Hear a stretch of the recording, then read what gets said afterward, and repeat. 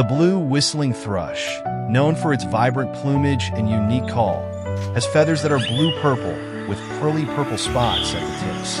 From a distance, it looks black, but up close, it reveals a striking purple sheen. The blue whistling thrush is a skilled hunter, primarily feeding on insects in mountainous areas and playing an important role in controlling forest pests.